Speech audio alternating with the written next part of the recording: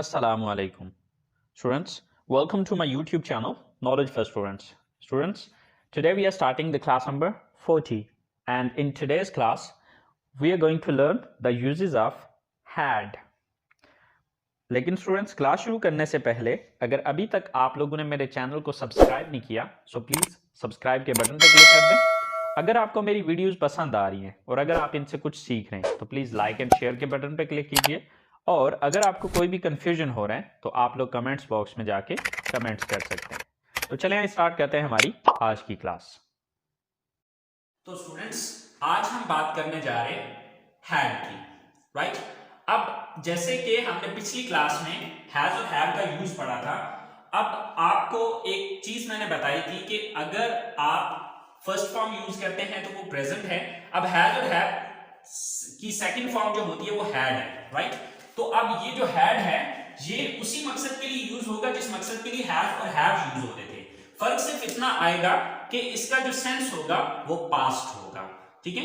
इसमें भी चीजें वही तीन बयान की जाएंगी। To express possession, possession mean मलकियत, टू एक्सप्रेस डिजीज और रिलेशनशिप इन द पास्ट, यानी कि गुजरे हुए वक्त में आपने किसी की कोई मलकियत जाहिर करनी है, बीमारी जाहिर करनी है या फिर रिश्ता जाहिर करना है तो उसके लिए हम हैड का यूज करेंगे। तो अगर आपने हैज और हैव का यूज अभी तक नहीं देखा है तो प्लीज आपसे रिक्वेस्ट है कि इसको अच्छे अंदाज में समझने के लिए सबसे पहले आप हैज और हैव का यूज पढ़ें, उसके बाद आप हैड की तरफ आए, बहुत आसानी से समझ जाएंगे, ठीक है। अच्छा, अब इसमें हमारी स्ट्रक्चर क्या है? Subject plus had. जैसे कि मैंने आपको बताया था कि किसी भी सेंटेंस का प्रेजेंट आप जानते हैं तो उसका पास्ट कन्वर्ट करना आपके लिए कोई इशू नहीं है, ये हमने टेंसेस की लास्ट क्लास में देखा था, राइट। तो अब यहां पर भी देखें सेम वही रूल यूज हो रहा है कि पास्ट में हम सेकंड फॉर्म का यूज कर रहे हैं। तो subject plus had plus thing name, disease name और रिलेशनशिप नेम, ओके। तो चले आए सेंटेंसेस को बना के देखते हैं। तो अब ये चीज मैंने आपको पहले समझाई हुई है कि पोजेशन किस तरह से जाहिर करते हैं, डिजीज किस तरह से जाहिर करते हैं, रिलेशनशिप किस तरह से जाहिर करते हैं। प्लीज आपसे रिक्वेस्ट कर रहा हूं कि अगर आपने हैज और हैव वाली क्लास अटेंड नहीं की है तो उसको प्लीज जरूर अटेंड करें, आपको समझ आ जाएगी कि हमने पोजेशन, डिजीज या रिलेशनशिप के लिए हैज और हैव का किस तरह से यूज पढ़ा है, और ये पोजेशन किस तरह से जाहिर करनी है, डिजीज किस तरह से जाहिर करनी है और रिलेशनशिप किस तरह से जाहिर करना है। ये चीजें डिटेल के साथ हैज और हैव वाली क्लास में मैंने बताई हुई है। अगर आपने वो क्लास अटेंड नहीं किया तो प्लीज जरूर अटेंड कर लें, उसके बाद फिर इसकी तरफ आए, इंशाल्लाह आसानी के साथ इसको फिर अंडरस्टैंड कर लेंगे। तो अब जैसे कि आपको पता है कि हैड, हैज और हैव की सेकंड फॉर्म है तो डेफिनेटली उसी मकसद के लिए यूज होगा जिस मकसद के लिए हम हैज और हैव का यूज करते हैं। फर्क सिर्फ इतना आएगा कि ये पास्ट की बात करेगा, यानी कि पास्ट की मलकियत, पास्ट की बीमारी और पास्ट का रिलेशनशिप शो करेगा। तो चलें इसकी स्ट्रक्चर को देखते हैं कि सब्जेक्ट है प्लस हैड है plus thing name, disease name और रिलेशनशिप नेम। तो अब हम इसके कुछ सेंटेंसेस बना के देखते हैं, उसके बाद आगे चलें। तो हमारा सबसे पहला सेंटेंस है कि उसके पास नया फोन था।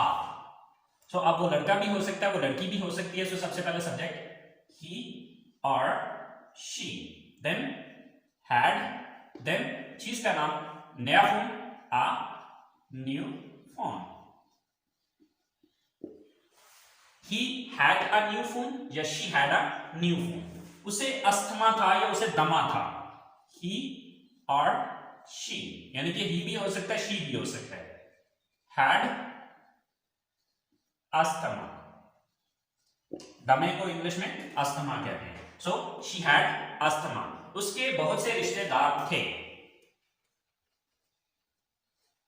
सॉरी उसके, वो एक लड़का या लड़की है तो ही आएगा।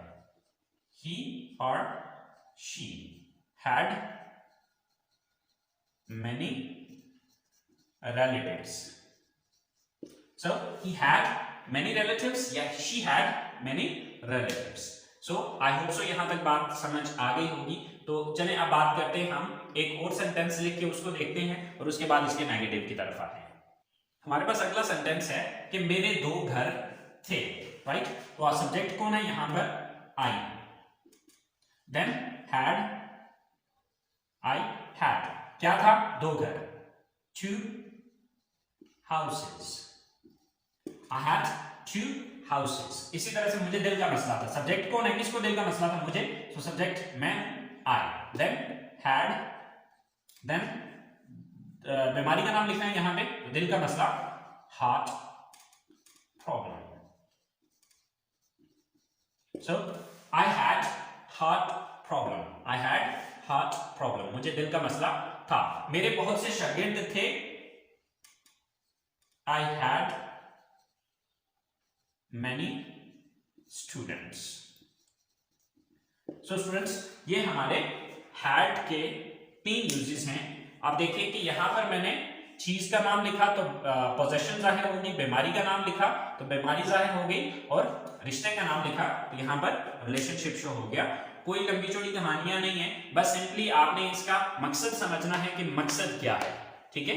तो अब ये चीज डिटेल से मैंने हैज और हैव में बताई हुई है, प्लीज एक दफा हैज और हैव की क्लास अटेंड कर लें, उसके बाद हैड को पढ़िएगा। ओके, तो चलिए आप देखते हैं इसके नेगेटिव सेंटेंसेस। और इसकी मैं लंबी चौड़ी डिटेल में इसी वजह से नहीं जा रहा क्योंकि ये डिटेल में हैज और हैव में बता चुका हूं, तो बार बार क्लास को खींचना जो है मेरा ख्याल है सूटेबल नहीं है। तो चलिए देखते हैं इसके नेगेटिव सेंटेंसेस को। तो स्टूडेंट्स, नेगेटिव सेंटेंसेस की जो हमारे पास स्ट्रक्चर है, subject plus did not plus have plus thing name, disease name और रिलेशनशिप नेम। अच्छा, यहां पर अब आप ये सोचे होंगे कि सर हम पढ़ तो हैड मॉडल वर्ब रहे हैं, सॉरी हैड पढ़ रहे हैं, लेकिन सॉरी ये याद रखिए ये मॉडल वर्ब नहीं है। तो यहां पर हम पढ़ तो हैड रहे हैं, लेकिन यहां पर हम हैव का यूज क्यों कर रहे हैं? तो उसकी वजह यह है कि यहां पर हम डिड का यूज कर रहे हैं। अब डिड जो है ये ऑलरेडी एक सेकंड फॉर्म है, तो सेकंड फॉर्म सेंटेंस में सिर्फ एक ही बार यूज हो सकती है, एक ही सेंटेंस के अंदर 2 सेकंड फॉर्म में इकट्ठी नहीं आ सकती। इसलिए अब यहां पर मैंने डिड सेकंड फॉर्म यूज की और हैड की मैंने बेस फॉर्म या फर्स्ट फॉर्म यूज कर ली, हैव, राइट। तो यहां पर आई होप सो पता चल गया होगा कि हमने हैव को क्यों यूज किया है, राइट। तो चलिए सेंटेंसेस बना के देखते हैं। हमारा पहला सेंटेंस है कि हमारे पास गेंद नहीं थे, सॉरी नहीं था। सब्जेक्ट कौन है? वी। देन डिड नॉट,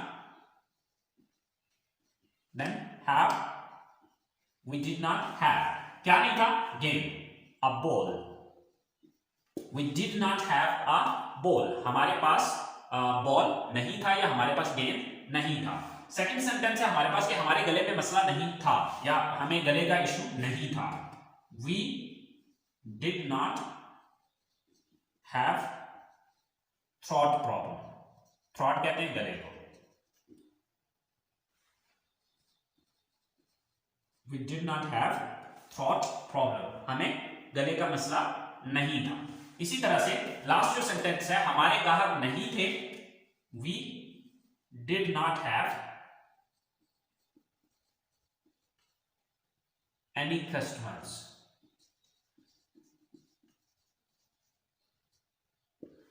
यहां पर याद रखिएगा कि ये ग्राहक और ये भी एक रिश्ता होता है, जिस तरह के शागिर्द और उस्ताद का जो है वो एक रिलेशन होता है, इसी तरह से ग्राहक और दुकानदार का भी एक रिलेशन होता है, तो ये भी एक रिलेशन है, ठीक है। तो यहां पर आप देखें कि बाकी सारे का सारा सेंटेंस सेम है, सिर्फ चेंज आ रहा है तो हैव के बाद का चेंज आ रहा है। अब देखिए यहां पर हमने हैव के बाद चीज का नाम लिखा तो मलकियत जाहिर होगी, यहां पर हैव के बाद हमने बीमारी का नाम लिखा तो बीमारी जाहिर हो गई, और यहां पर हमने किसी रिश्ते का नाम लिखा तो वो रिश्ता जाहिर हो गया। तो ये इसके नेगेटिव सेंटेंसेस हैं। एक और नेगेटिव सेंटेंस और बना के देखते हैं और उसके बाद फिर हम इंट्रोगेटिव की तरफ आते हैं।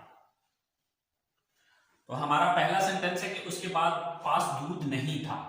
सब्जेक्ट कौन है? वो, यानी कि उसके पास, किसके पास? वो एक लड़का हो सकता है, वो एक लड़की हो सकती है। हम ही का यूज करते हैं, आप चाहें तो इसकी जगह पे शी का भी यूज कर सकते हैं। ही डिड नॉट, डिड यानी कि सब्जेक्ट लगाया, फिर डिड नॉट लगाया, फिर आगे have. He did not have, दूध नहीं था, any milk. He did not have any milk, उसके पास कोई दूध नहीं था। नेक्स्ट सेंटेंस है उसके सीने में दर्द नहीं था। ही डिड नॉट हैव, यानी कि हैव तक तो ये सारा सेम ऊपर वाला ही सेंटेंस रहेगा। अब क्या नहीं था उसे? सीने में दर्द, pain in his chest, right. Pain, दर्द, इन हिज चेस्ट, उसके सीने में, यानी कि उसके सीने में दर्द नहीं था। So he did not have pain in chest कहे तब भी ठीक है, इन हिज चेस्ट कहे कि उसके सीने में दर्द नहीं था तो तब भी सही है। और लास्ट सेंटेंस है हमारा कि उसका कोई भाई बहन नहीं था। ही did not have any brother sister, यानी कि उसका कोई भी भाई बहन नहीं था। सो आई होप सो स्टूडेंट्स आपको नेगेटिव सेंटेंसेस की समझ आ गई होगी और आप इंट्रोगेटिव सेंटेंसेस बनाना कोई प्रॉब्लम नहीं है। आपको पता है कि जो लफ्ज हमने नॉट से पहले यूज किया उस लफ्ज को उठा के सेंटेंस के शुरू में लगाना है, तो वो हमारा इंट्रोगेटिव सेंटेंस बन जाएगा। तो चलिए देखते हैं इसके इंट्रोगेटिव सेंटेंसेस को। सो स्टूडेंट्स हमारे इंट्रोगेटिव सेंटेंसेस की जो स्ट्रक्चर है, first of all did plus subject plus have plus thing name, disease name और relationship name, okay, and at the end there is a question mark. तो हमारे पास जो सबसे पहला सेंटेंस है वो है कि क्या आपके पास घड़ी थी। So first of all did then subject you then have, did you have. अब यहां पर चीज का नाम लगाना है, तो क्या चीज थी, घड़ी, any watch. Did you have any watch, क्या आपके पास कोई घड़ी थी। इसी तरह से क्या आपको शदीद बुखार था, did you have bad temperature. Temperature क्या लें, फीवर क्या लें, एक ही बात है। So did you have bad temperature, क्या आपको शदीद बुखार था। अच्छा बैड, अब जैसे कि आप कहते हैं कि बहुत शदीद खांसी थी, तो अब बैड कफ, सख्त शदीद जुकाम था, बैड फ्लू या कोल्ड, राइट। तो यहां पर आपने ये चीज समझ लेनी है कि जब भी आप शदीद या सख्त बुखार, सख्त खांसी, सख्त जुकाम या कोई भी इस तरह का चीज यूज करेंगे तो उसके लिए आपने साथ बैड का वर्ड यूज कर लेना है, right. Okay, so last sentence है, क्या आपका कोई कजन था, did you have any cousin. So did you have any cousin, क्या आपका कोई कजन था। सो स्टूडेंट्स अगर आप नोटिस करें तो हैव तक पूरे का पूरा सेंटेंस सेम है, फर्क आ रहा है इन जगहों पे, ठीक है। तो यहां पर हमने चीज का नाम लगाया तो पास्ट की मलकियत शो होगी, यहां पर हमने बीमारी का नाम लगाया तो ये बीमारी जाहिर होगी, और यहां पर हमने रिश्ते का नाम लगाया तो ये हमारा एक रिलेशनशिप जाहिर हो गया। सो आई होप सो स्टूडेंट्स आपको ये चीज समझ आ गई होगी। एक सेंटेंस और बना के चेक कर लेते हैं इंट्रोगेटिव का और फिर क्लास को एंड करते हैं। सो स्टूडेंट्स क्या उसके पास कोई बैग था। So first of all did then subject, यानी कि किसके पास की बात कर रहे हैं, उसके पास, यानी कि वो एक कोई लड़का भी हो सकता है, वो एक लड़की भी हो सकती है, राइट। डिड ही और शी, दोनों में से जो मर्जी आप यूज कर रहे हैं, राइट। सॉरी यहां पर एस स्मॉल में होगा। सर डिड ही या डिड शी, देन हैव कोई bag, any bag. So did he have any bag या did she have any bag, क्या उसके पास भी बैग था। नेक्स्ट सेंटेंस है क्या उसे शदीद खांसी थी। डिड ही और शी, देन हैव, देन बीमारी का नाम कफ। डिड ही हैव कफ या did she have, sorry bad भी लिखना था क्योंकि हमने शदीद लिखा है। So did he have bad cough या did she have bad cough. और लास्ट सेंटेंस है हमारा क्या उसकी कोई दोस्त थी। Did he or she have any friend, क्या उसकी कोई दोस्त थी, राइट। तो स्टूडेंट्स ये देखिए ये हमारे इंट्रोगेटिव सेंटेंसेस हैं, सिंपल से फॉर्मूले हैं, सिंपल सी चीजें हैं, वही सारी चीजें जो कि मैं पिछली क्लासेस में आपको बता चुका हूं। अगर आप उन्हीं चीजों को फॉलो करें तो आपके लिए ये सब चीजें कोई प्रॉब्लम नहीं है। बस सिंपली आपने इनका मकसद समझना होगा कि कौन सी चीज किस मकसद के लिए यूज होती है। अब उसको यूज कैसे करना है वो कोई इतना इशू या इतना प्रॉब्लम नहीं है। सो फिर भी स्टूडेंट्स अगर कोई चीज कंफ्यूज कर रही है, कोई चीज नहीं समझ आई तो प्लीज आप लोग कमेंट्स बॉक्स में जाके कमेंट्स कर सकते हैं। दुआओं में याद रखिएगा, और कोई चीज नहीं समझ आई तो कमेंट्स बॉक्स में जाके कमेंट्स कर लीजिएगा। अगली क्लास तक के लिए इजाजत दीजिए। अल्लाह निगहबान।